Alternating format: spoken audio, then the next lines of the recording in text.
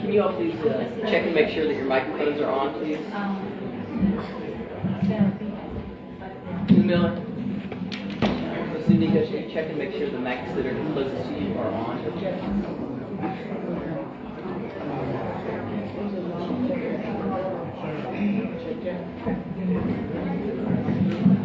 Thank you.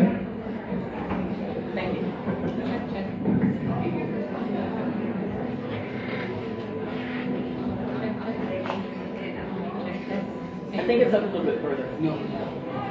On the underneath the thing that Chris put on there.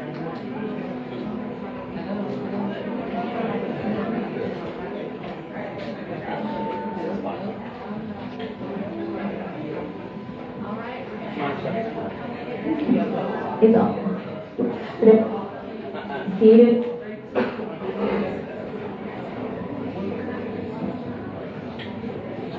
Good evening, Athens, Clark County.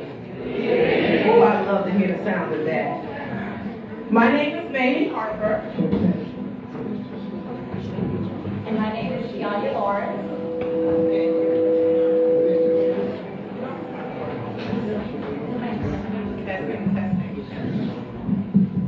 Testing. We're going to make it work, but if we could all find a seat real quick so our guests and other folks that are in attendance today can see and hear clearly. Test. Hello.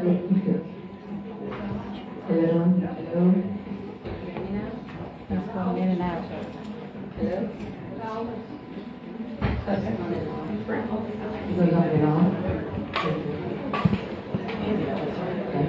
Hopefully. Thank you.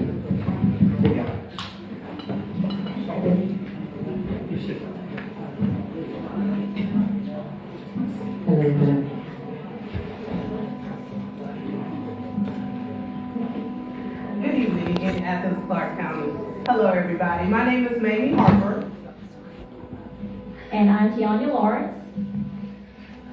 And on behalf of the Athens Alumnae Chapter of Delta Sigma Theta, and the Athens, Georgia chapter of the Links Incorporated, we welcome you to the 2026 Athens Clark County Mayoral Town Hall. Tonight's Town Hall event.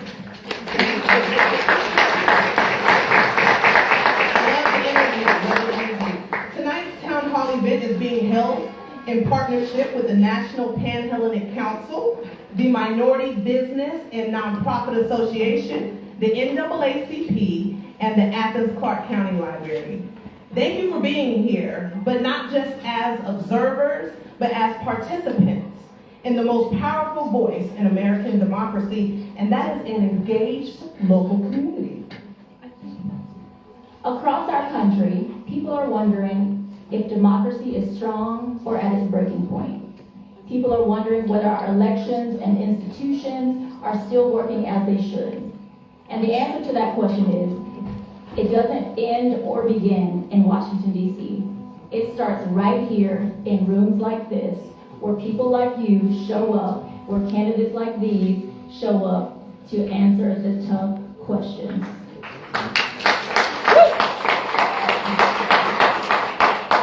All right, so the ground rules. To ensure fairness for our panelists, each candidate will receive equal time to answer the questions. 1 minute to respond. We have our timer here in the front who has 1 red card and 1 yellow card.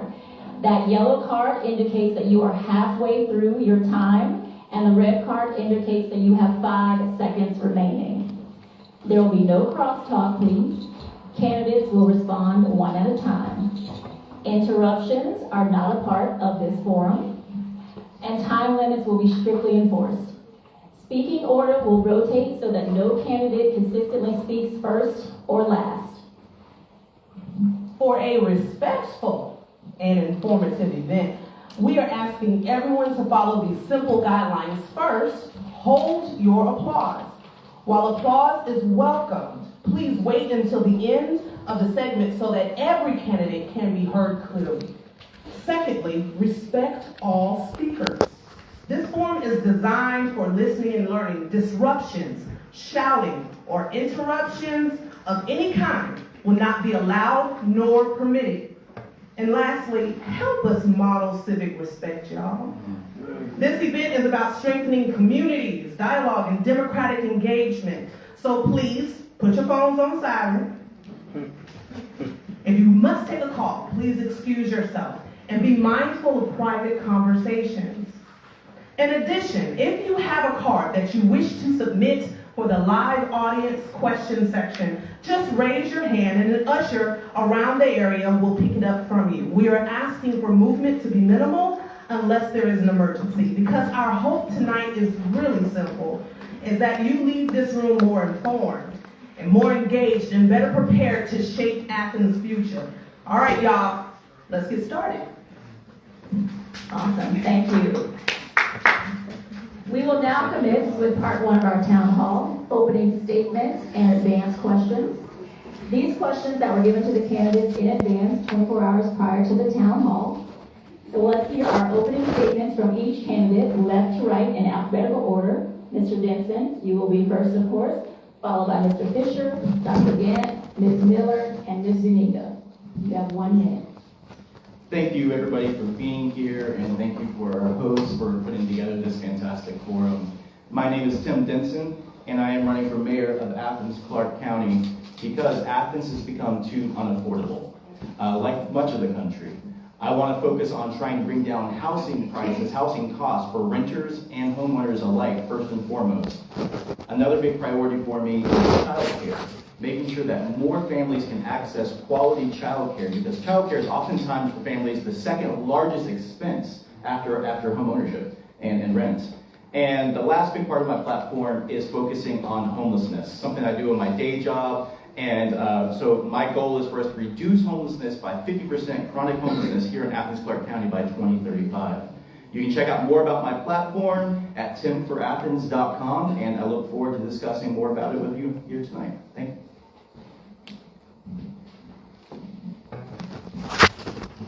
Good afternoon, and thank you all for being here tonight. My name is Dexter Fisher. I'm president of the Commission of District 5 and also the Mayor Pro Tem. I'm so glad to be here tonight. And the reason that I'm running for mayor is I've sit behind that rail, understand what this community needs. I've done the tough job, I've done the tough work, and I know Athens is ready for a new leadership, ready for somebody to take us to another level. I'm the candidate to do that. Some things I'm focused on and we have not talked about in any of these forums about economic development. I think we need an airline service here in this community. Since 2014, we have not had air services. We have 1,600 people leaving a day going to Atlanta or to Greenville to catch a plane. We got the resources here, we got the people here to make that happen. Also with economic development, I want to bring jobs into this community to help people to get out of homelessness, to help people to get into housing. That way, they can participate in this community, be a part of this community. So it's important that economic development is in place, that we have things going on, that all Athens can benefit from. Thank you, Mr. Fisher. We must now move to Dr. Gant.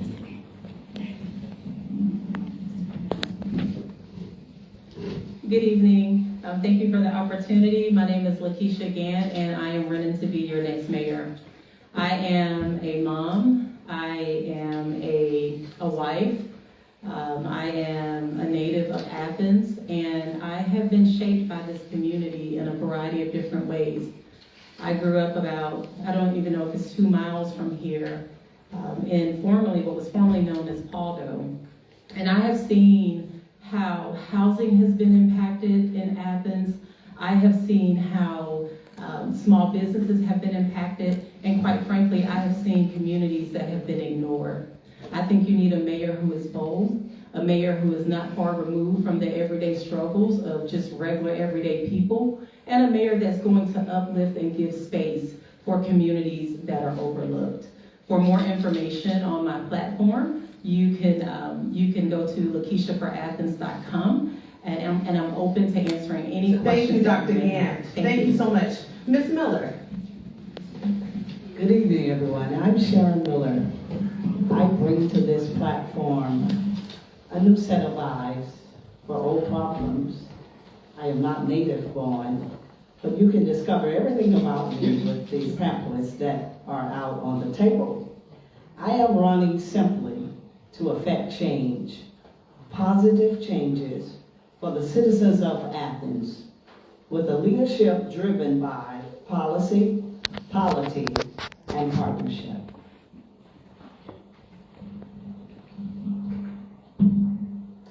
Good evening, everyone. Thank you, Delta Sigma and Cole Napper for putting this together. I really appreciate it. I want to thank everybody here tonight as well for taking the time to come and meet each candidate. My name is Mara Zuniga, and I am originally from Nicaragua. My family fled socialism. When we came to New York, it was also a difficult time. We had encountered a lot of the same problems that I see happening here in Athens, such as gang violence, economic development, and it's needing more work. My parents, even though they had second grade and 8th grade education, were able to put a business, and I've been working in business for 40 years. So I know the importance that small businesses bring to a community, wages, competition, and jobs. So that being said, as immigrants, we also bought a house, and I know how difficult it is to buy a home and how difficult it is to maintain a home. Thank you so much. And thank you to all of our candidates for your opening statements. At this time, we will transition into the question portion.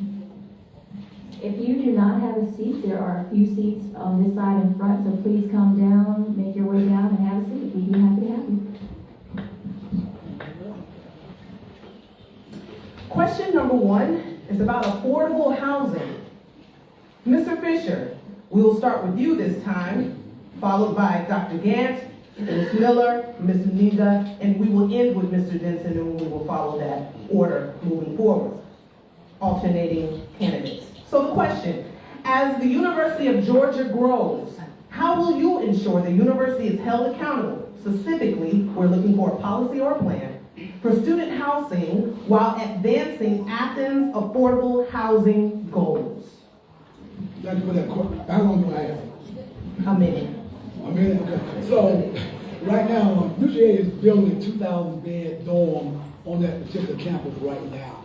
I think one of the things that we have to think about, though, is not so much UGA is taking over the housing, it's developers coming in, buying up the property in this community and building housing that's school-led. I said this in the past, UGA is only going to grow 1% a year. I think in my opinion, that what we need to do is work with them, talk about the numbers that they are trying to bring to this community, how we can encourage them also to build more dorms on that particular campus. And then what we can do as a community to make sure that we can build houses for the people that live here in this community. Too many times when we look at trying to build housing, we don't think about the infrastructure that needs to be in place. So for us to have more housing, we got to have an infrastructure, sewer and water in place in order for those housing. And some of the people talk Thank you so much, Mr. Fisher. Thank you so much. Dr. Gant.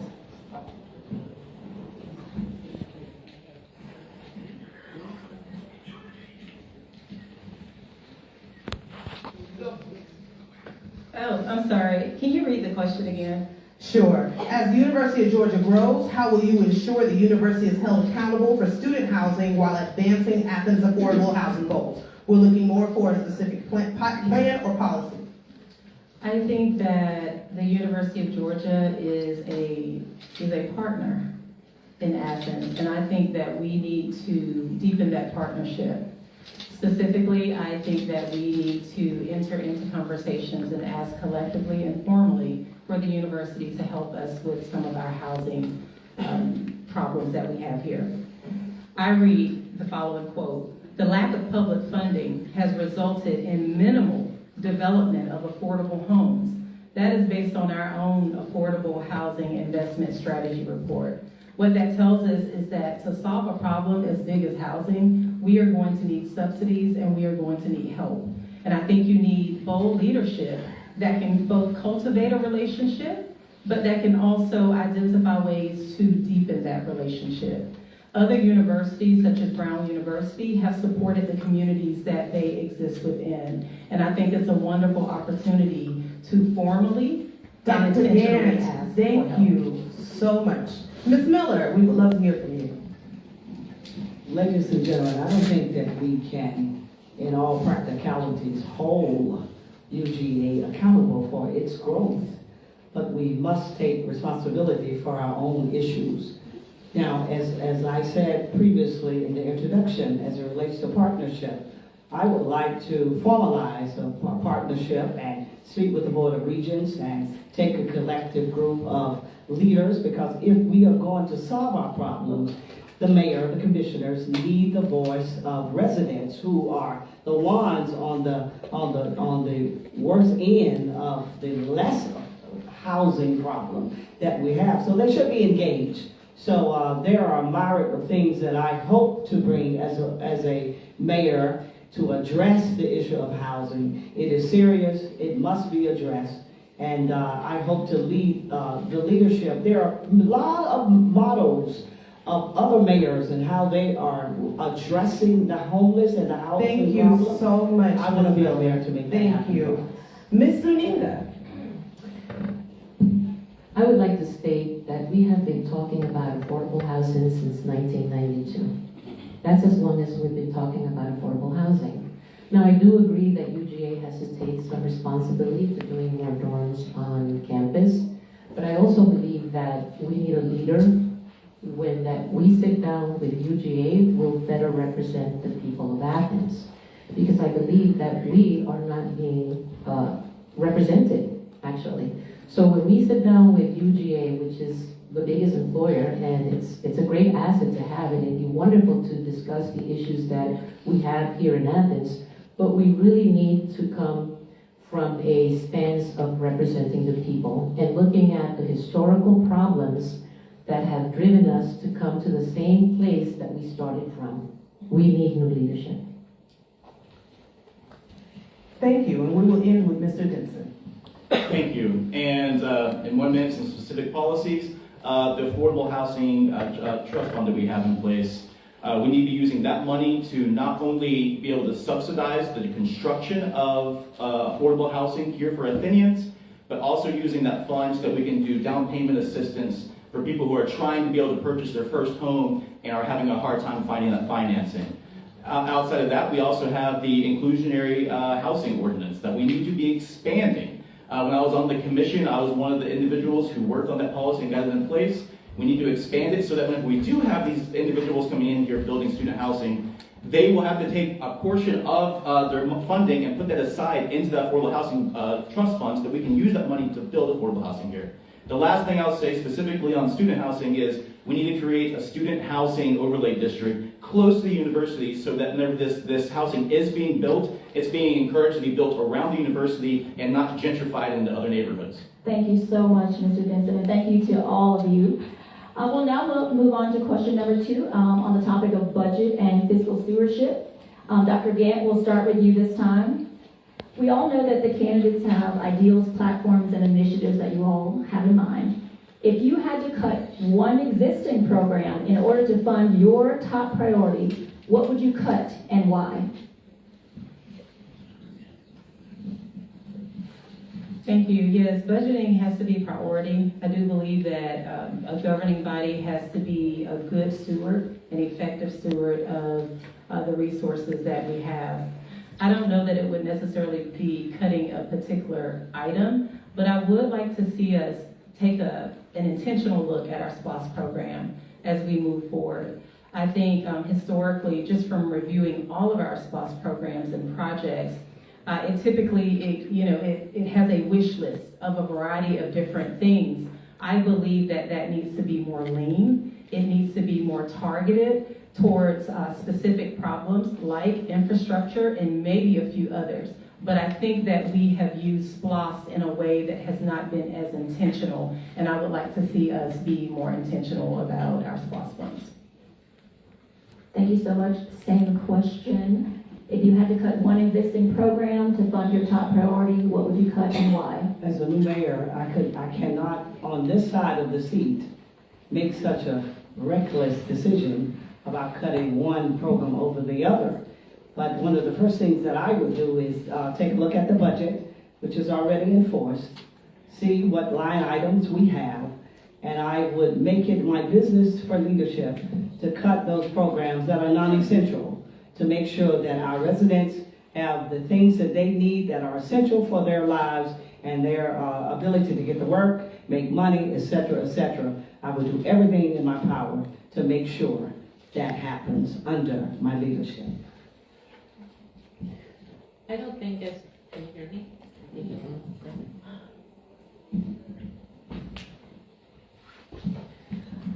I don't think, like Sharon said, at this point, not being in office, you can make such a decision. Because one would have to review the budget, will have to evaluate what is not cost effective, or is not necessary, or meeting program goals. Now, this morning I was looking at an article that had just come out that says the ACC manager says expenditures outpace growth of revenue as budget season begins.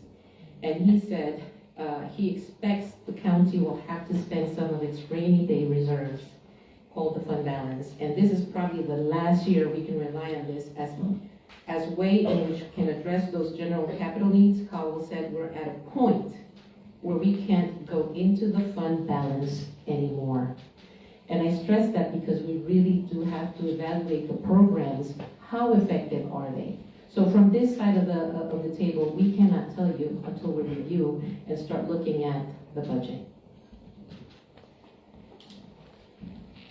Same question. If you could cut one existing program in order to fund your top priority, what would it be and why? So I've taken it upon myself for my top priorities to not only identify the policies I want to put in place, but actually the ways that we can pay for them. Because we are being challenged, so that we won't have to cut things. The child care subsidy program that I spoke of, the way that I plan on funding that is that we put in place regulation fees for companies that sell vapes and vaping, put an ordinance in place like many other communities have done here in Athens, and use those regulation fees to be able to fund a child care subsidy to help working class families afford child care. When it comes to public transit and expanding crosswalks, pedestrian ways, I have in place a policy called inclusionary parking ordinance, where instead of developers building unused parking spaces, they can take half of that fund, don't build it, take half that fund and put it into an inclusionary transportation fund that we can use to fund public transit, sidewalks, bike lanes, crosswalks, all of those things. And then same thing to support downtown businesses and events, putting in place an entertainment district that will have open container ordinance that will be able to make revenue there too. Thank you so much. And ending with Mr. Fisher. Thank you, and having done the budget for the last 4 years, and to Dr. Gant's point, probably the first thing that I would cut out is our SPLOSH program, because it's a disaster. Since 2005, we spent $20 million on a private company that manages our SPLOSH budget. We can do a better job of bringing those resources in-house. When I worked for the school district, we had 3 people running our SPLOSH program. We had a director, project manager, and somebody teaching subject. Making Bill had 1 person running their SPLOSH program. So those dollars, those $20 million that we have spent since 2005, those monies could have been spent well in this community. That'd be one of the things that I would cut out, is that project that we're paying outside contractors to do, to bring those resources back inside, so that our staff do that project, and bring those projects back so we can make sure that they come in on time, under budget. I'm the only candidate up here who has always done SPLOSH projects, and I know how to get those done. Thank you so much, candidates. We're now moving on to question 3, which is concerning public safety. Ms. Miller, we will start with you. Many argue that when police officers live in the communities they serve, it can strengthen trust and keep more economic activity within the local area. In Athens-Clarke County, a number of officers live outside the county, raising questions about community connection, in particular with Black youth, local investment, and taxpayer costs. As mayor, if elected, would you support policies that support and encourage or require Athens-Clarke County Police Department officers to live in Athens-Clarke County? Why or why not?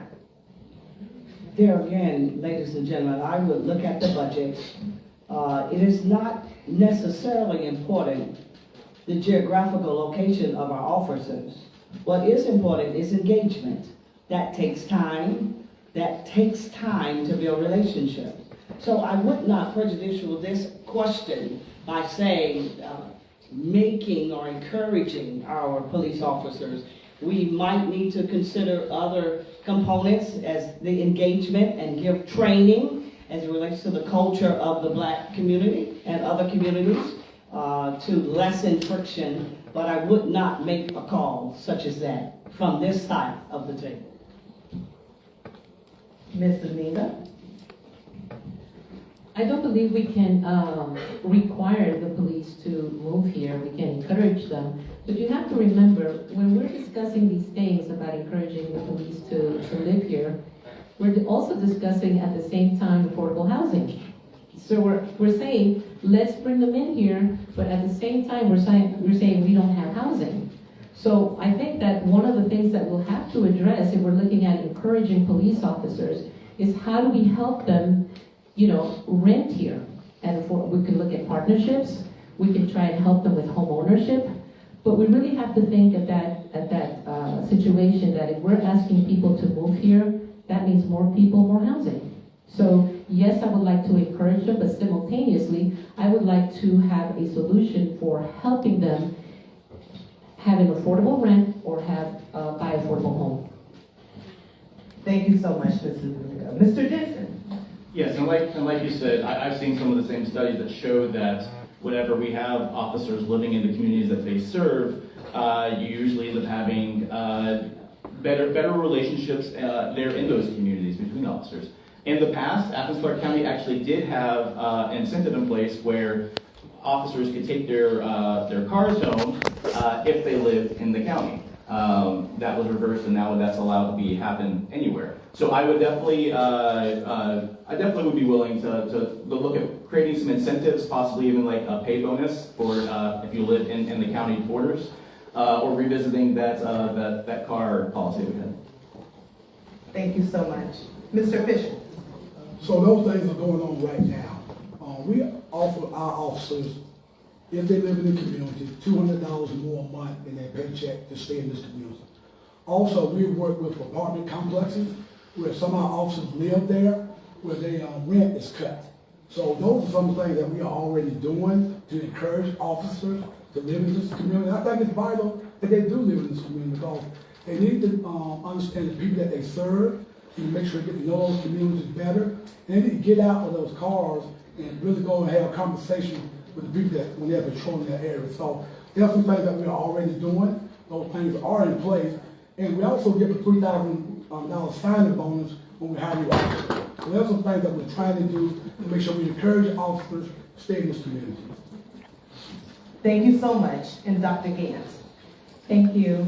What I hear in that question is related to connecting and humanizing the community in which you serve. I don't believe that we can legislate that. I don't believe that we can require that.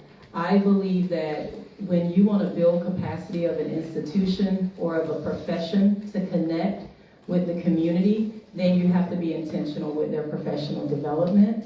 You have to be intentional by setting expectations. We all know that we can live in the same city and we have totally different lived realities.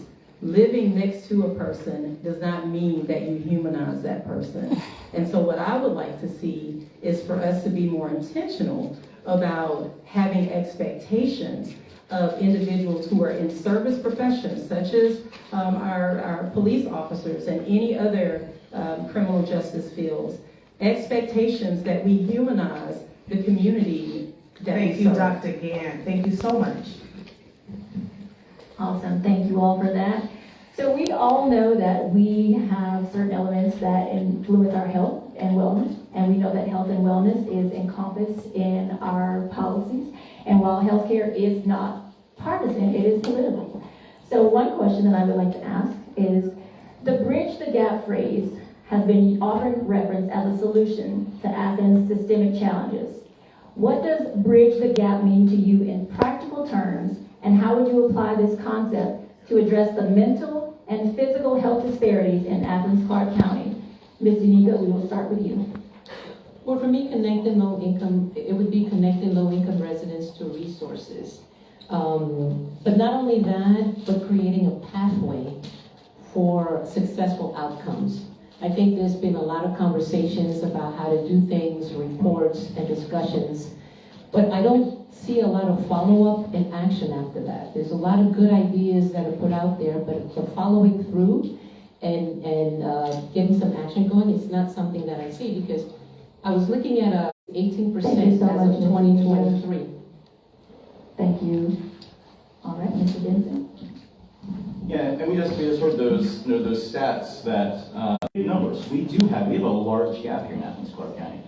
And we're fooling ourselves if we think we can take it on without taking some bold action and making some really big changes here in how we go about things. We're not going to fix this with just tiny little steps. And so that's why I am putting like a moonshot out there. It's for my homelessness policy goal, that we can reduce chronic homelessness here in Athens, Clark County by 50%. And a lot of it's because I understand these housing programs. I understand permanent supportive housing and housing first policies, and they work. We've seen state of Utah basically eliminate veteran homelessness because they made it a goal, they came together. And that's what I want to be put into place, because we're only going to close that gap if the school district, the university, the county, the hospitals, the Chamber of Commerce are all coming together and committing to this and saying, no more, we're not going to let people live on our streets. No more, we're not going to let these individuals go without health care, go without mental health care, because it impacts all of us. Thank you so much, Mr. Denson. So I think we have already sort of started looking at how we're going to bridge the gap. Right now, we're in the process of building a 60-bed unit for mental health and substance abuse, but advanced behavior. I think that could really be a game changer for this community. The governor has put out $135 million to build facilities that will help people in different communities deal with their mental health issues, with their substance use issues. So those are the type of things that I would like to see in this community, because that will help people. They got help, got the resources, help them get back on their feet, then they can start being productive residents in this community. So I think with the advantage behavioral health coming online, which is probably going to be about a year and a half, I think that could possibly be a game changer for this community, where people who need assistance, who need help, who need wraparound services, can go there and get that help and really help them to move forward with their life and with their careers.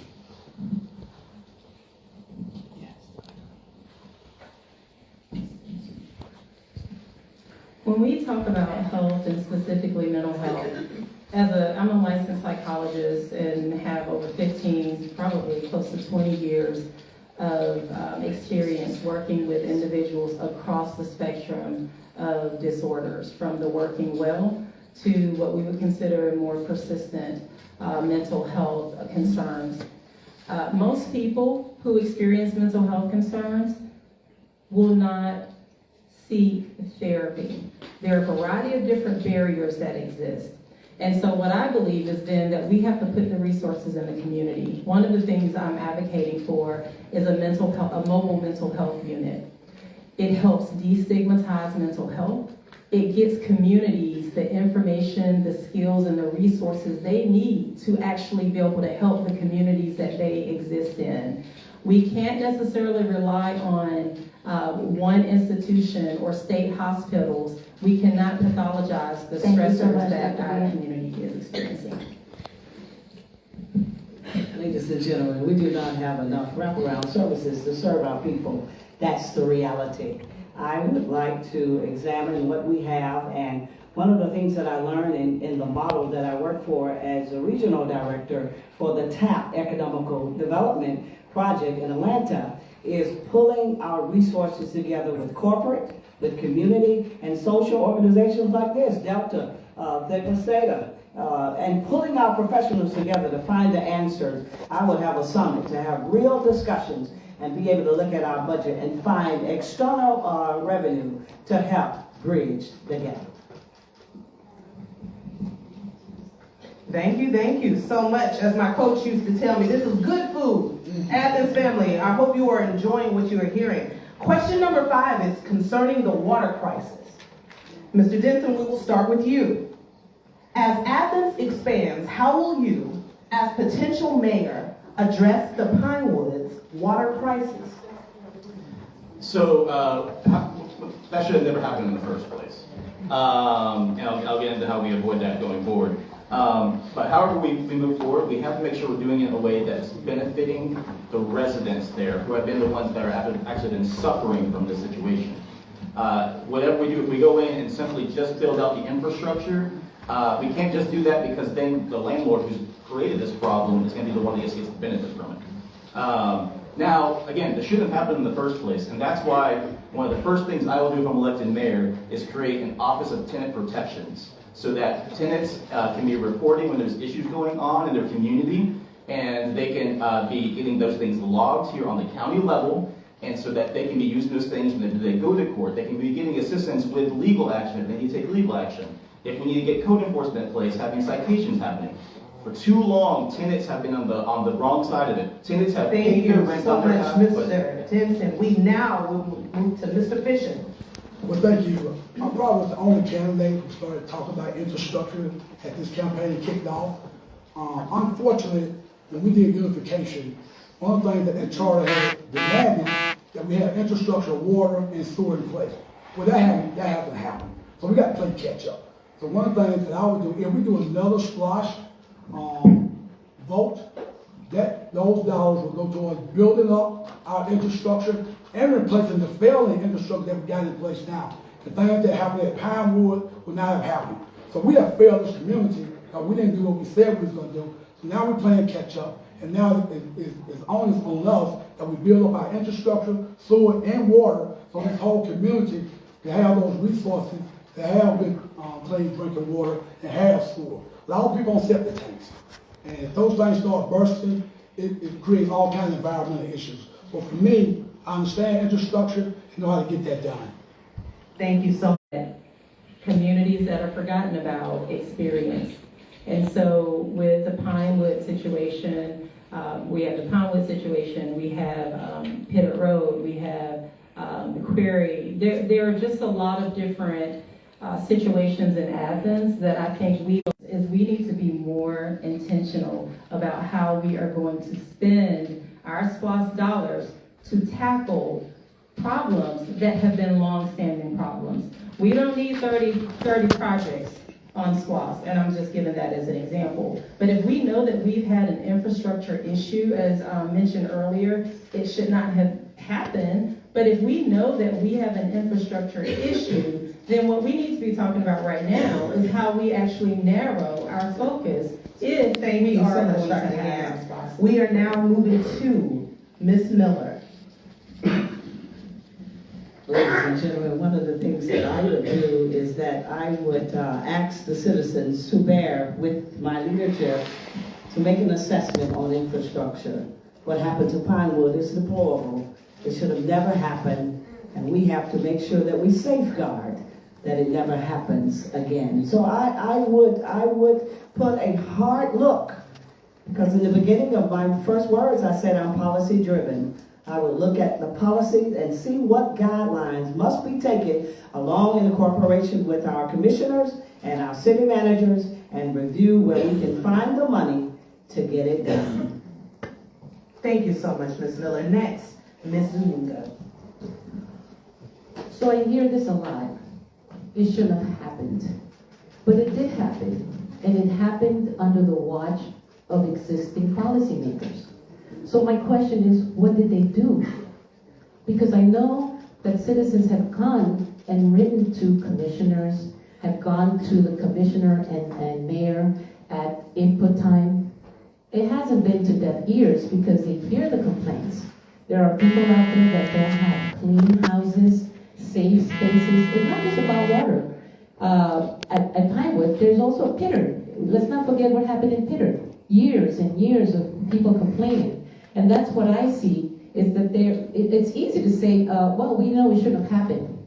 What did the policymakers do? We keep talking about these things year after year and saying, yes, something should be done. My question is, what should we do? Well, we should begin with new leadership. Because the same politicians that are getting recycled Thank you and so much, Ms. repositioned are not doing the work. Candidates, thank you so much for your passion with answering the question.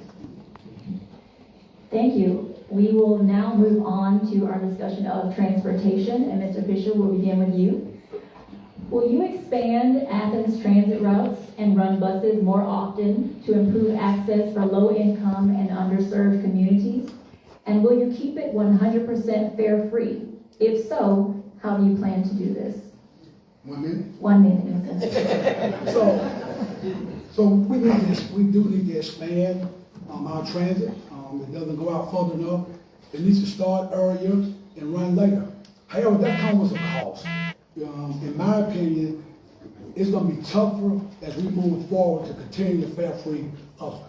We can't afford not to have everybody participate in this process. It's got to be helped. We're going to expand, especially if we're going into other counties, and we're asking, they want to look at bus services, and they're going to need to kick in. When we was having, when people were paying, UJ was kicking in $1 million a year. We was collecting about $1.8 million in fares. All that went away. So to put the pressure on our transit to continue to go down this path, the economics doesn't work. You can't continue to expand, go further, and then expect the transit to continue to survive. You can't do it. We're doing a study right now, looking at that. Hopefully by late July, Thank you, 1st Mr. of August, Fisher. we have that information. Thank you so much. All right, Dr. Dean? I think it is important that people have access to the basic rights to get to their jobs, to care for their kids, to be able to take care of all of the other responsibilities that they have. I believe that we also have to evaluate how our transit system is working. And I know that we have a study that shared with us increased ridership.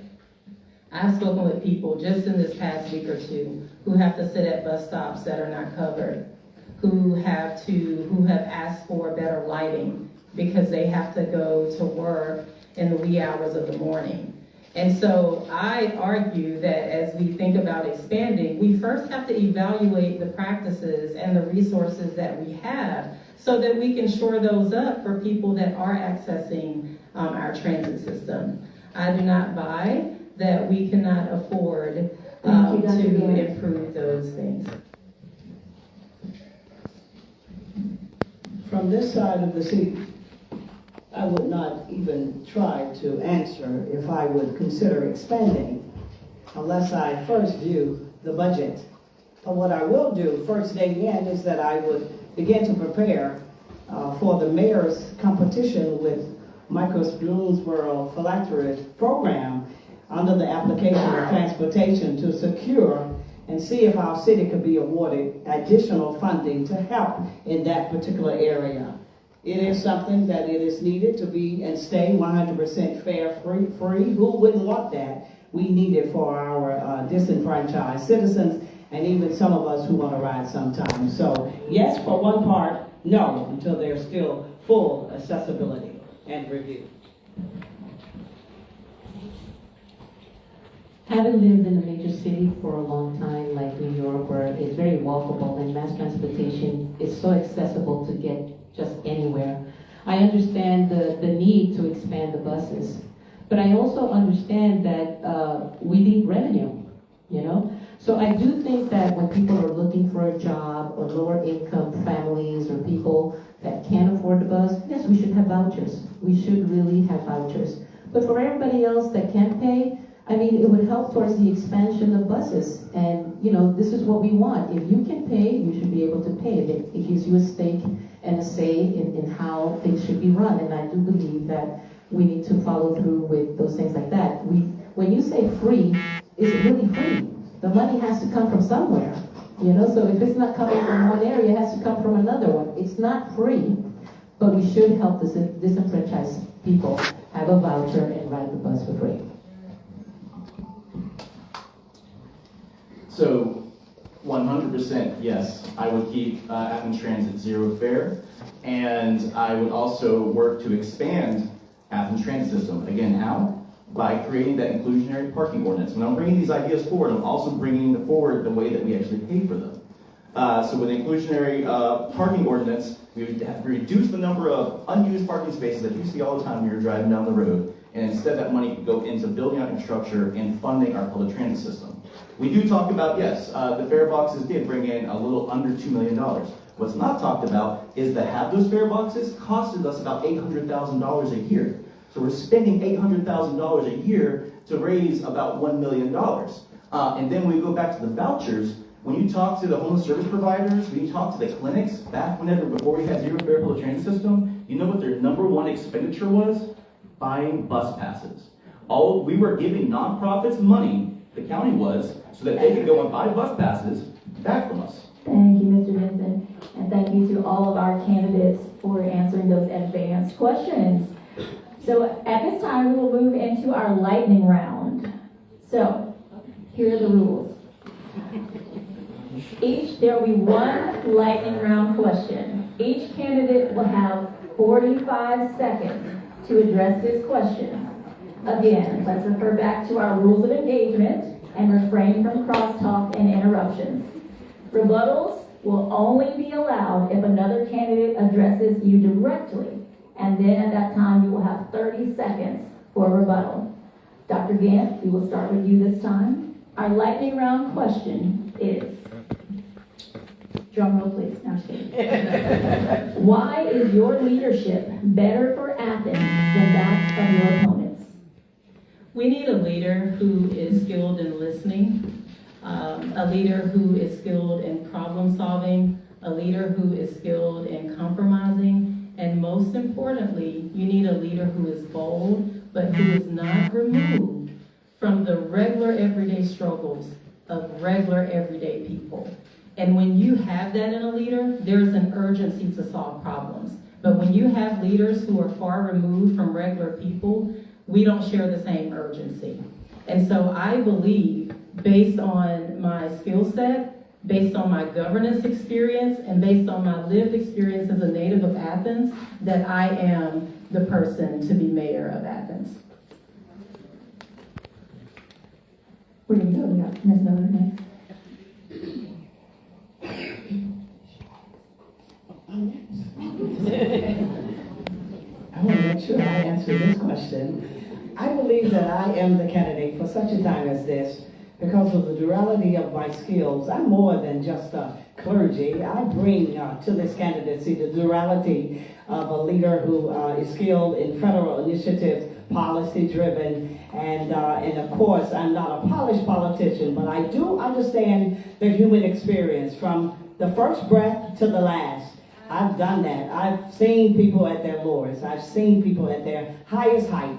And I've been there to engage them in the process. And I'll be that bridge over our troubled waters to help us narrate and move through the success that I want to see us move beyond just being the county that's identified with being the poorest. I want us to rise above that image. And I want to take Athens to higher height. Thank you.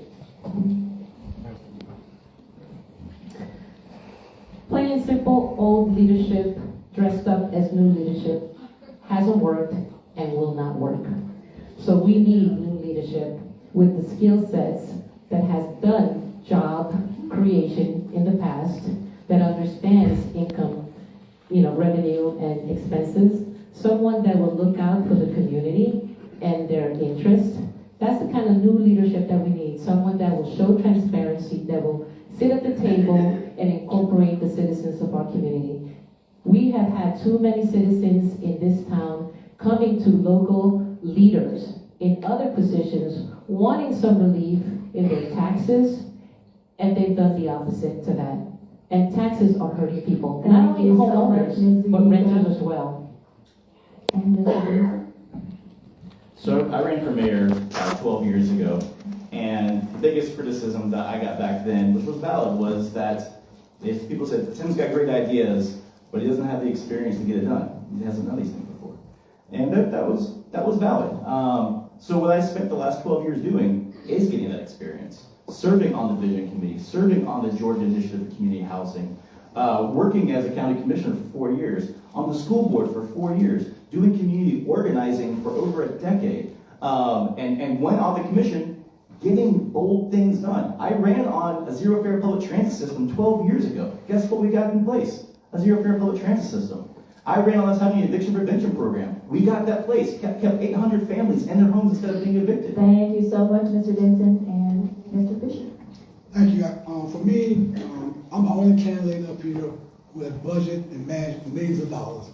Only candidate up here have employed over 500 people that work for me. Only candidate here who have promoted people, especially people of color, people, women. I'm the only candidate for 2 years where we have cut our property taxes. No commission before us had done that. So I've done the work. I understand that work. Until you sit behind that rail and understand what needs to happen, I know what needs to happen. I know how to get the job done. I know how to connect the dots. I know how to communicate with people. I know how to bring the community together. For me, that's what my leadership is about. Is what my leadership has shown in the past. Thank you. Electric lightning round, so thank you.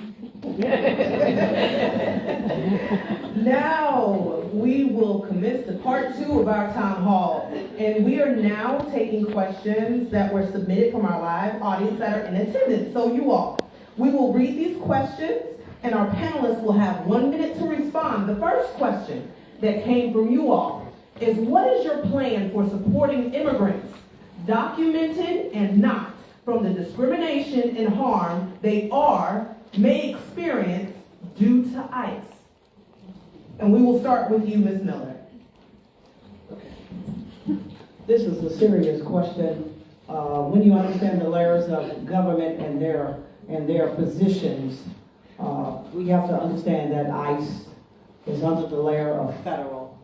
And if there are issues with ICE in our county, then we will yield to the leadership of our sheriff in partnership with whatever our ordinances are, but the mayor will be the safeguard to make sure that all citizens' rights are duly respected in this very vicious world of discrimination against those who are documented or non-documented. So I would yield in partnership with our sheriff, as we should we have this particular problem in our county. Thank you so much, Ms. Miller. Ms. Zuniga. Let me say, we have a very caring Athens that I have to tell you. People here in Athens care and care passionately for their neighbors. Now, I started doing work with the Spanish community way before ICE came into the picture. I have been going out there since, I would have said since before I ran in 2022 here in Athens. But back when I was in New York, you have a high percentage of Hispanic people, documented and undocumented, that you help. Knowing the language, knowing Spanish, and knowing the culture is really how to understand not only the message. Now, I've been doing the work alongside with the police by going out to the communities and trying to gain trust from them so that they understand what the reality is in reference to the laws and immigration. That is super important. In order for people to feel safe, and we all want people to feel safe, is that they have to understand and be made part of those decisions. We now have Mr. Denson. Thank you. And yes, going back to 2016, before I was even on the commission, I worked with the Athens Anti-Discrimination Movement and the Georgia ACLU to work with our sheriff's office here in Clark County to no longer honor the ICE detainers. And unfortunately, the state legislature did a preemption law, walking it back, but I believe we still need to be getting creative, find ways that we can make sure that we're protecting the people here in Athens, documented and undocumented, letting them know that the leadership in City Hall stands with them. And I will do everything I can to block ICE from being able to come into this community. We will hear folks say that local governments can't do anything. We can just look right down the road at Social Circle. Social Circle, they tried to build that detention center. What did the local government did? They cut the water off on it. Yeah, they did. So to say that we can't do something, we can do something. And you know what? This is not a political issue. This is a moral issue that we're talking about here right now when it talks about ICE and stuff. And so I'll do everything I can to protect the people of Athens. Thank you so much. Mr. Fisher. Same thing. Thank you, Tim, for that. I think that's great. And I think all of us up here understand the seriousness when it comes to our immigration citizens in this community. I think it's important that we do everything we can to protect them. One of the problems that I have with ICE is they do not reach out to our local law enforcement agency. They just come in, take over. So our police, nor our sheriff know when they're coming in. So I think it's prudent upon us if we know they're coming, we need to notify that community so we can make sure that we protect them, make sure that their rights are not being violated, and we should do everything as a local government to make sure that they're not mistreated. So for me, I want to be on the front line to make sure that they are protected, make sure that information is put out to that community, and make sure that if our law enforcement is not going out locally, picking up documented or undocumented. So for me, I want to make sure that our immigration residents are supported and protected in this community. Thank you so much, Dr. Gann. Every now and then, if you feel that your hands are tied, one of the best things you can do with a community that is being oppressed, that is being dehumanized, that is being basically just sort of pushed down by federal government, is you can stand and acknowledge their humanity. And I don't think that we have done that collectively. Acknowledging individuals' humanity, yes, there are things outside of our control, absolutely. But that we have students in our county who are scared that their parents may not return. We have people in our county who are scared to drive. Those things are real issues.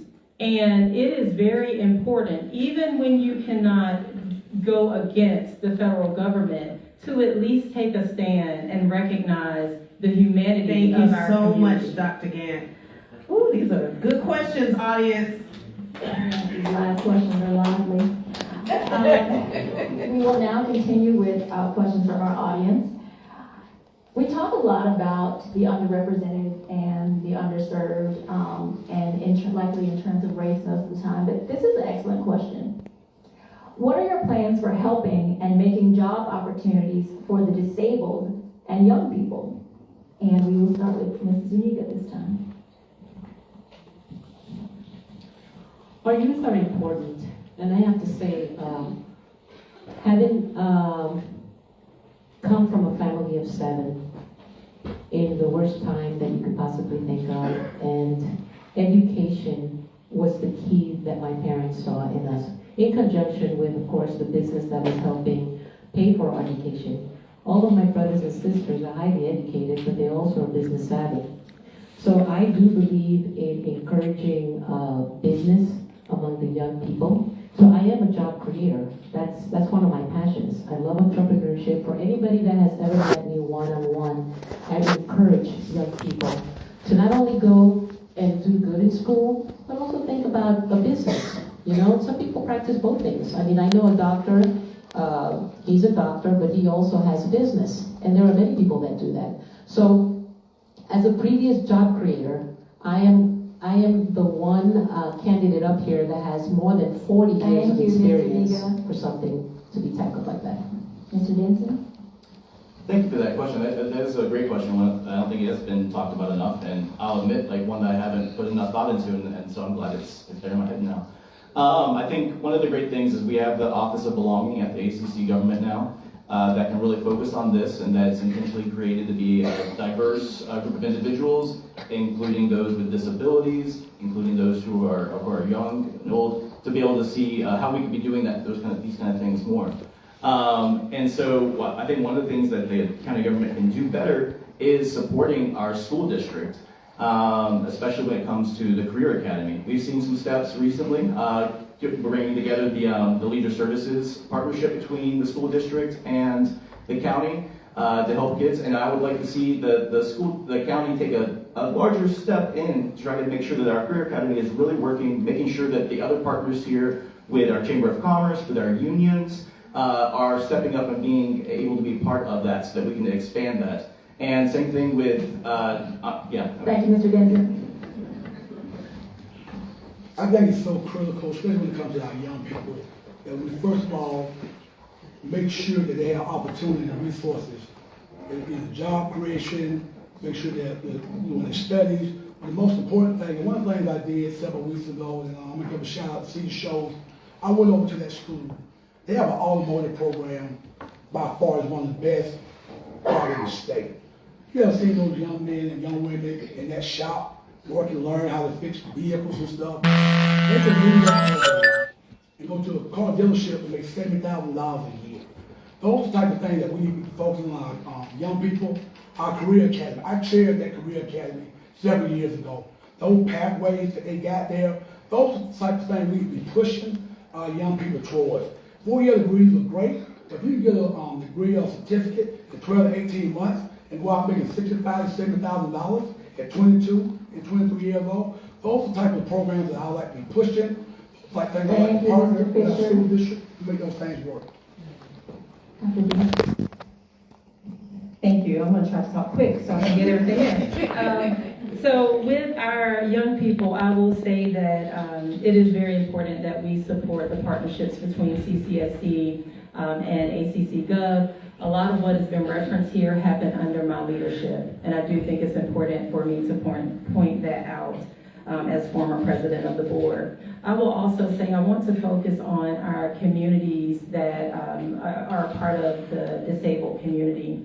I had the wonderful privilege a couple of weeks ago to sit with families, friends, and community members that are part of the deaf and hard of hearing community. And I was just sort of blown by some of the experiences that they have here in our community with a variety of different people, going to medical offices, engaging with law enforcement, being treated fairly with jobs. And so we're always saying there are a lot of jobs, but we have to listen. Thank you. And finally, Ms. Miller. I want to say that the disabled community, you rock. We see you. We want to make sure that your needs are met. As a mayor, I would like to take the leadership to find partnerships, to strengthen the partnerships that are already on the table, to make sure that those who are of the disabled population will receive the dignity for employment, and they deserve that particular opportunity. Next month, the University of Georgia will host a family resource for the disabled. And I found that intriguing. And I said, wow, I would love, if I had been mayor, to have partnership with some of our residents and some of our parents from the school district to be a part of that, to gain the information. So I would look and seek out finding partnership that can be in real time to help our disabled community. Thank you so much for that. I do want to give a gentle reminder to please make sure your phones are turned off. We would appreciate that. But I'm also going to say one of our audience members are a little bit ready to tussle with this question. But it's important to ask candidates, if you belong to a political party, which one? It was not us. Mr. Denson, we'll start with you. Yes, I am a member of the Democratic Party. I've actually been, I was the former chair of the Athens Clark County Democratic Committee, which is meeting tonight, and I was actually getting a text message that I was supposed to be there, but obviously. But yeah, I've actually been chair of the Athens Clark County Democrats for 4 years. And not only that, but worked in this community so hard to get Democrats elected here. I mean, I've knocked on literally thousands of doors for John Ossoff, for Raphael Warnock, for Stacey Abrams, for up and down about for the Public Service Commission race that we just flipped a couple seats because Georgia Power and all these other power things are charging way too much. Energy costs are way too high. So getting those seats flipped there. So yeah, I've proudly been working with the Democrats for years, and yeah, I stand by it. Thank you so much. Mr. Fisher. Thank you. And as you all know, this is a nonpartisan election. And for me, though, that I've always made bones about it. I haven't made no bones about it. I've always been a Democrat. Always voted that way. However, though, you have to be the mayor for everybody. It's not a Democrat, a Republican, an independent. Because when you pick up the phone and call me, I'm not going to ask you for your political affiliation. I'm going to ask you what can I do to help you. So we need to get out of this stuff about Democrat, Republican, independent. We need to be supporting people in this community to make sure we get things done. So yeah, I voted Democrat my whole life, but this is a nonpartisan election, and I think we need to understand that. Thank you so much, Dr. King. Thank you. I'll add that I am a Democrat. I will also add that Athens has typically been what they call a blue city. And regardless of which party individuals belong to, I think we will acknowledge that there is work to be done within our political system, that our political systems are, they are great, right? We love democracy, but there are some broken aspects of our systems. Athens is a blue city, but we continue to experience oppression. We continue to experience some of the same housing issues that we have had for a long time. We have communities that are without water, that are communities of color. And so I think that, so yes, I am a proud Democrat. I am also a person who seeks to better whatever system I am a part of. Thank you so much, Dr. Gant. Ms. Miller. Ladies and gentlemen, I've heard this question before, and I was the first to say this is nonpartisan. I have, in my adult life as a voter, voted as a Democrat, but I am very skilled in negotiating across the lines to address issues, regardless of one's political affiliation. I want to be a leader who not just say that in theory, but that you can see that in action, that we build partnership. There will never be true equality, but we can invite others to the table for progress and what we're trying to accomplish here in Athens, Clark County. Thank you. And lastly, Ms. Lee. So I hear this a lot from people. I wish there was a third party. Because a lot of people don't associate with Democrats or Republicans, actually. And when I sat down and I thought about myself, I said, you know, I'm fiscally conservative, but I'm socially inclusive. Where does that fall on the spectrum, right? I think about that. And the reality is, I think a lot of people fall into that fiscally conservative and socially inclusive. I have not met people here in Athens, whether they be Republican or Democrats, at least not the people that I speak to on an everyday basis, that want to exclude people. They just want solutions. And they want them to be done wisely, economically. As our city manager said in the article that I quoted before, we cannot continue on this economic path that we're going to. We cannot. That's the city manager saying that in an article just today. We cannot continue on that path. So that means all this spending, all these initiatives that we're thinking of. Thank you, Ms. Zuniga. Thank you so much. We will now move on to our next question. Thank you. We've talked a lot about our adult population, and again, I discussed those that are underrepresented and underserved, and some of those being children. So the question posed is, almost 25% of our children face food insecurity. What policies do you propose, or what programs have you already spearheaded to address this urgent need? And Mr. Fisher will begin with you. Well, we just this year gave $200,000 to the Northeast Georgia Food Bank to help with some of those insecurities in the community. I think it's vital, and our school district does a great job of taking care of our kids, especially on the weekends. They send food home to those children, and that's vital. And I think we can make sure we continue to do those type of things. There are so many churches and faith-based communities that are doing food drives on a consistent basis. So those are the type of things as a community, and this is a giving and loving community. We're gonna have to continue to do these things.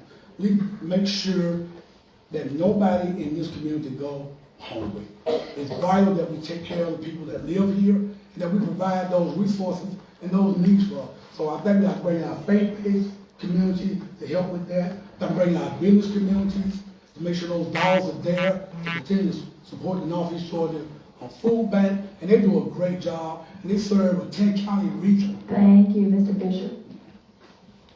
Dr. Gant. Thank you. A few things. I would love to see us partner with local organizations, from faith-based to other organizations, to be sure that our children, not just our children, but our elderly community, that they have their needs met, their food needs met. I think the work that the food bank is doing is wonderful. I would also like to leverage our community. many of us have a lot of food waste. We cook food, we have food, we throw it away, we have food for days, and I don't think we have realized quite yet how we can actually leverage our power as a community to be sure that children, elderly, and families do not go hungry. And so I would like to see us explore all of those possibilities. Obviously continue to support the food bank, but most times people need food that is already to make that happen, so they too can become a part of the linkages in feeding those who are under. So yes, it is a problem. It's necessary that we partner, and I would take the lead in making that happen for community. Well, I have to say, we all take opportunities to help people. That's why all of us are running for mayor. We're looking for the need to help the community. But when you look at stats, like 63% of those living with food insecurity are below the SNAP threshold. And yet we're building trails and bikes. And we have enough money for other things. So my question is, why do we have money for some things and not for others? Food is very important, especially to our children. So do we have a problem with prioritizing what we should be having at the top, which is the welfare of our people? Yes, we have a problem. That's why we need new leadership, someone who's going to look at the situation in a different way. Maybe an immigrant that has seen such problems in her own personal life and among her own community. We really do need to prioritize because we do have money in Athens. It's just being misallocated and misappropriated. Thank you. And finally, Mr. Benson. Oh, I'm sorry. Mr. Nino.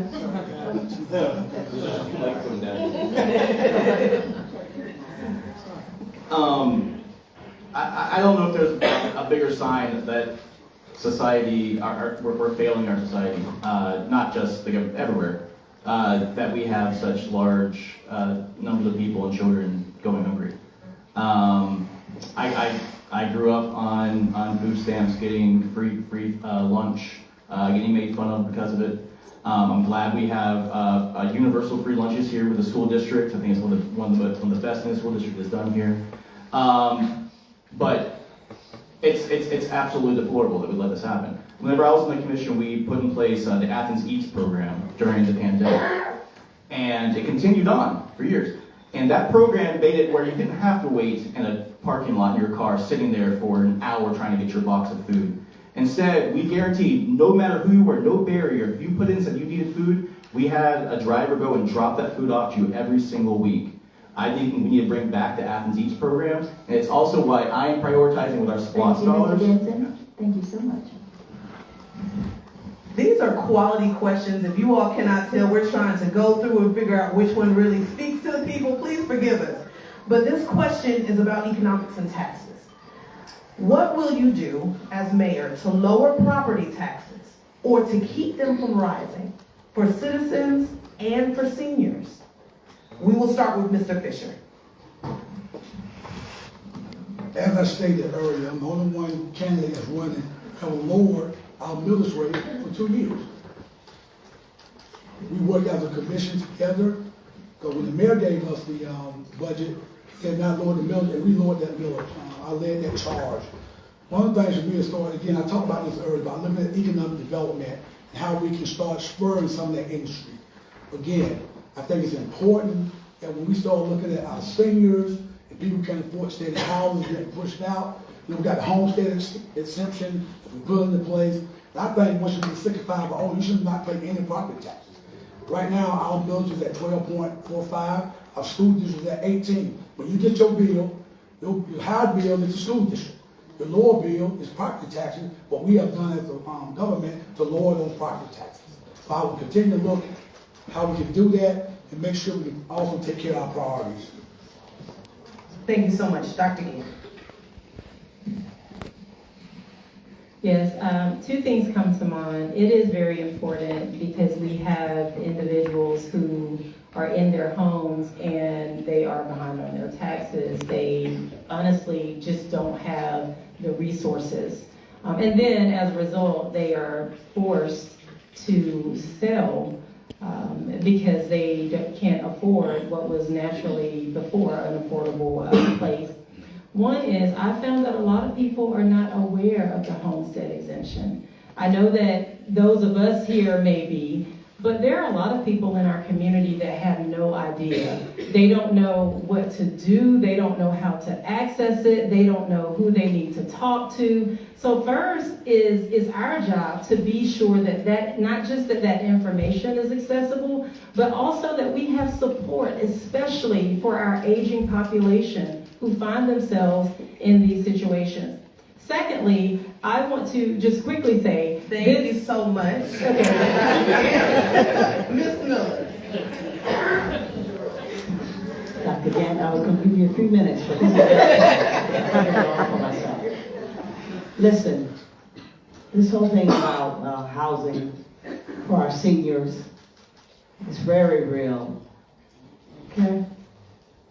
I would look, and I can't make any promises from this side of the seat, but I would look at our budget and whatever our commissioners, let me salute the work that they may have worked toward to maintain that millage, to see what else can be done strategically to make sure it holds, because I believe all of us need a hold on our taxes. So I would analyze, I would review, and it may be necessary for us to up and find ways to get the communication of what people do not know and how to save and go after savings for the homestead. We need to get that information out so much, Ms. Miller. for our citizens. Ms. Anita. First, let me say, when you vote on a proposed policy, that's not coming up with the policy. I would like to thank Carol Myers and Mike Hamby for taking that initiative. I know that it takes a lot of work to look at a budget and start trying to see where you can keep things at their level and where you can cut, and it's not an easy job. But I come back to what the city manager says. We cannot continue on this path. If we continue to put the priorities that are not priorities for our citizens, where is it going to come from? Taxes, either in your real estate taxes or your sales taxes. So it's not a matter of we can have all these brilliant ideas and we can just all say that we're going to do something. I think that's irresponsible to be saying that you're going to do some things or initiatives without looking at where we stand. You know, we keep taking from our reserves, Thank and you, we Ms. are at a Anita. critical We point. appreciate it. Mr. Denson. Yes, thank you. And so, yeah, whenever I was in the commission, I helped draft the first ever in the state low-income homestead exemption for homeowners here in Athens, Clark County. It got passed so that homeowners who are under 200% of the federal population would have their taxes frozen so that they wouldn't be getting gentrified and taxed out of their homes. I've been pushing for us to put in the same place that same policy here for Clark County School District also, because I believe we need to have that same policy in place. Because I do believe that we need to have relief. I don't think that necessarily just because somebody's over the age of 65, they need to no longer pay taxes. Because if there's somebody who has a $20 million home with a giant parcel of land and they're over 65, I think they should still pay taxes. I think that every single person, every homeowner that's under poverty should not have to, no matter what their age. Because that's how they actually force people out of their homes. So I look at that problem a little bit different. But definitely the homestead exemptions, we need to get the word out more and make sure we can be doing that with the neighborhood leaders too. Thank you. Thank you to all of our candidates. We have one more question from the audience.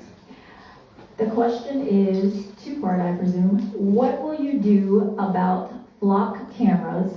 Will you or will you not get rid of them? And for background, flock cameras are the AI-powered cameras such as license plate readers that store data for up to 30 days and are used to help reduce crime. HOAs use them as well. So what will you do about flock cameras? Will you or will you not get rid of them? And we will start with Dr. Gant. Okay, go quick. So I think that we have gone overboard with surveillance. I think that there's always going to be a need that we can justify. the use of surveillance, but there has to be a balance. Yes, is it important to solve crime? Absolutely.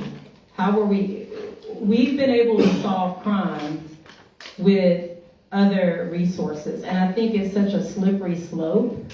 One of the challenges to me with our camera systems, and not just that, but even when I think of like our real-time crime center and things like that, we can't seem to use this when, let's just say an elderly person goes missing, okay? Or when we really need these resources. So when we start pairing surveillance just to solve crime, that slope becomes very slippery. And before you know it, then we are in a surveil community, and more than likely poor communities are the ones being impacted by that. Thank you so much.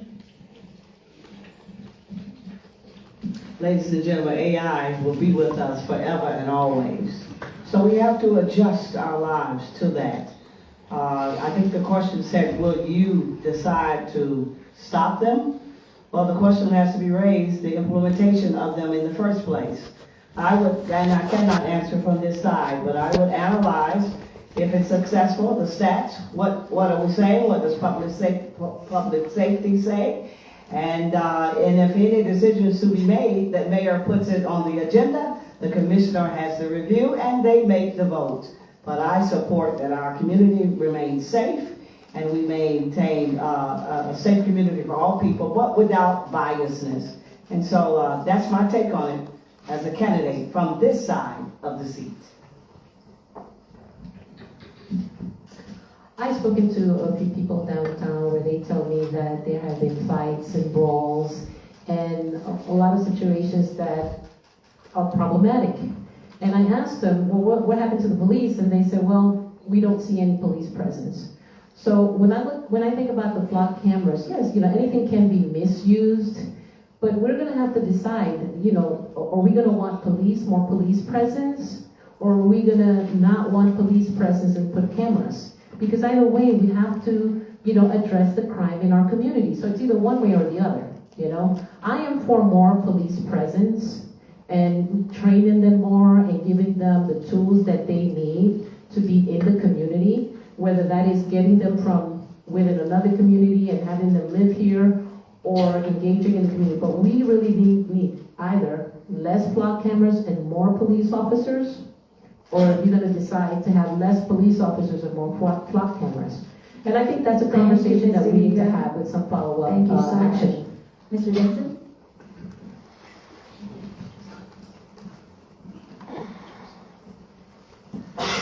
I do oppose the use of the flock cameras here. Here's the thing, is those cameras are recording all of us here in this room right now. Our license plates, where we go. Did y'all do something wrong on your way here? Are y'all gonna commit a crime on your way home from here? No, we're not. So why are we being surveilled? It's a thing we really need to think about. Our privacy is important. Every Athenian's privacy is important.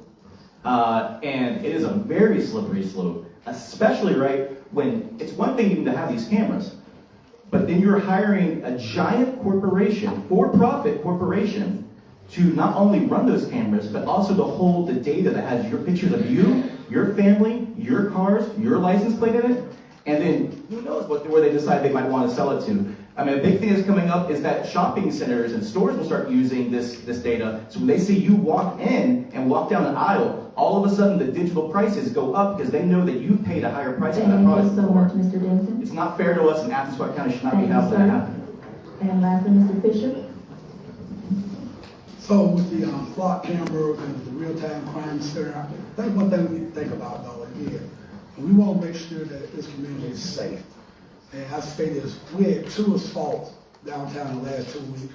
Young lady got raped, another got assaulted. Those individuals were caught within 24 hours. Those cameras are not there. Those people are probably still on the street. I want to push back a little bit on Dr. Gadd. There was a young lady, a student, who was sleepwalking downtown. Didn't know we found her on the real-time crime center. She could have got hit, anything could have happened. But the officers found her, brought her home safe. So things like that is critical, especially to families and the people that we serve. So we can't have it both ways. We can't say we want to have safety, but then then who you gonna call? So you got to balance that a little bit. Who you gonna call? Thank you so much, candidates. That ends the portion of the live audience questions. We couldn't get to them. Oh, one more.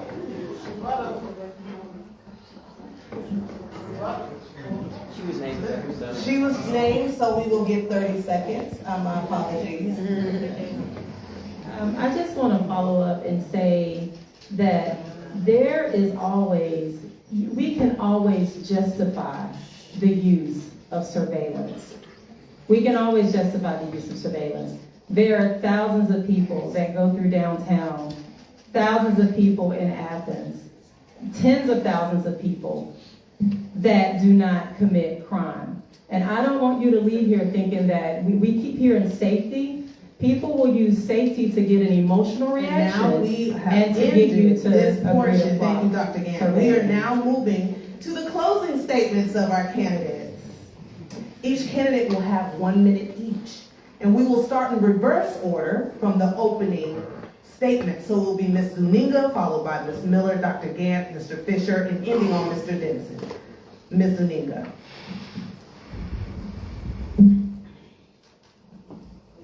I would just like you guys to keep in mind, we've been talking about affordable housing since 1992. We've had the same, elected officials going from position to position, getting reelected and repackaged. We see no results. Right now, we have the city manager telling us we're going on the wrong path. My question is, why have any of these elected officials have not seen that path? And how their actions have contributed to going on to that path is the other concern of mine. So we do need new leadership here. We do need someone who is fiscally responsible, but will not give up on the social inclusiveness of their, of the things that we need in Athens. So it is time. It's time to get some change going, and I ask that you look into everybody's platform, but more important, look at the results, look at the track records. Have they been part of the problem? That's what we really need to look at. And start looking at new leadership and saying, Thank you so much, let's Ms. give somebody Zuniga. Now we will another move chance. on to Ms. Miller's closing statement. Ladies and gentlemen, I know you're tired of me saying ladies and gentlemen, this is the last time. Listen, this is a serious decision that you must make. Now, not being a polished politician is a weakness that some may see in me. But I do understand the human experience, and I do understand policy, and I do understand the implementation and the strength of partnership. If I am trusted with your vote, I will be that leader to be a liaison between the issues that we have to solve and set us on a path of future growth. I don't want Athens to be the county that is known for being the poorest in the state of Georgia. I will turn over every leaf and rock on behalf of our citizens to find solutions. Thank you, Ms. not Miller. only in our We are now state, moving towards but Dr. outside. Gann. Thank you so much. Vote. That's your time. Sharon Miller. I'm going to finish how I started. I am a native of Athens. I was born here. I was raised here. I've raised my children here. I have seen the great parts of Athens and been influenced by those, and I have seen the problematic parts of Athens. I am who many people in this room raised me to be. I'm a product of this community, and I am not far removed from the struggles of everyday people. We have people in our community who are forgotten about. Veterans, our aging population, our children. You need a mayor who knows how to govern. I've governed the school district through some of the most difficult times. I have led our school district to pass budgets. We set policy. I have done the work, the governance work. You need a mayor that knows how to do that, but you also need a mayor who is not far removed from the struggles of everyday people. Thank you so much. And you need a listener. Mr. Fisher. Thank you. And I would ask everybody in this audience to look at my track record over the last 4 years. And I'm not gonna apologize for how I voted, because I always voted for the betterment of this community. I'm the only candidate up here that sit behind that rail and understand what this community needs. I know how to lead people. I know how to connect the dots. This is not an on-the-job training. You don't know what you don't know. You can't get up there and say, I got bold ideas, I got this. Until you can connect the dots, can you bring 10 commissioners together, get things done? To me, that's what's important. And I think I'm the guy, I'm the man to make this happen. All the things that we've done over the last 4 years, I'm proud of. And we're not perfect. There's no perfect politician, there's no perfect people. But I will not apologize for my last 4 years. Check my record, TexasBishopMayor.com. Thank you. Thank you so much, and we will end with Mr. Denson. Thank you. I do want to remind everybody that I also did sit behind that rail. You're not the only one. I was back there for 4 years, and I'll argue that I was so affectionate that the Republican state legislature actually removed me from my own district. So I'm running for mayor because I love this community. This community has treated me so well, treated my family so well. I've said it before, I moved around a lot. I was a preacher's kid. When I moved to Athens, I finally found a home. And I just want to make sure that every single other Athenian has that same opportunity that I've had to live a fulfilled, prosperous life that they can raise their family and know that they're safe and know that they have all the things that they need in the community surrounding them. And we've talked about here that we have a lot of challenges. There's a lot of challenges. There's so many challenges happening to this country, to our state, to our city. But like I say, I'm very optimistic. Every time I see one of these challenges, I see an opportunity. Thank you so much, Mr. Denson. So TimForAthens.com. And now we will move.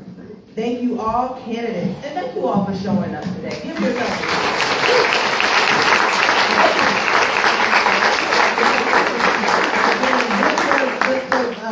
tonight wasn't just about 5 people on the stage. It's about Athens, Clarke County, and our families, our small businesses, our students, our seniors, our neighbors, and what we wish for our community to be, yes? You heard the different visions and voices, and this is what democracy looks like. Participation and not perfection, engagement and not always agreement. This isn't the finish line, this is just the start, and what matters now is what we do next. Staying informed, following up with our candidates, being involved in showing up, especially at the ballot box. Because Athens' future isn't and won't be decided by who spoke best tonight, but it will be decided by who shows up. So on behalf of the Athens Alumnae chapter of Delta Sigma Theta Sorority Incorporated, and the Athens, Georgia chapter of the Links Incorporated, and to our partners, the National Panhellenic Council, the Minority Business and Nonprofit Association, the NAACP, and the Athens Clarke County Library for hosting us here. Thank you all so much.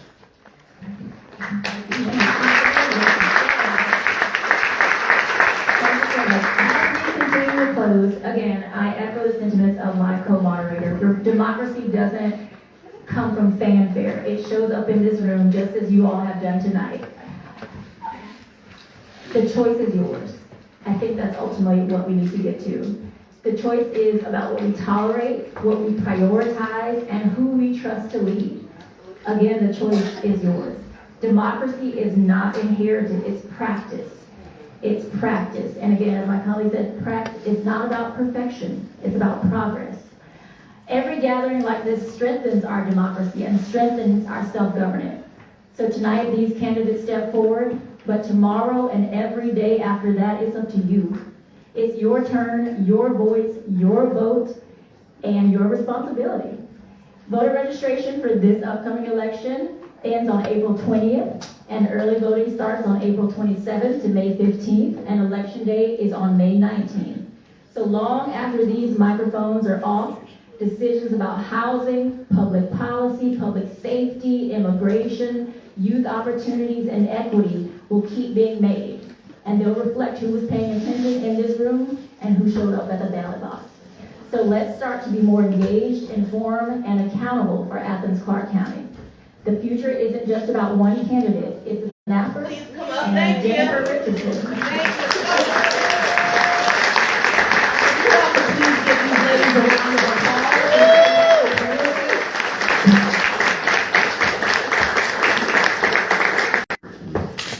And now we're done.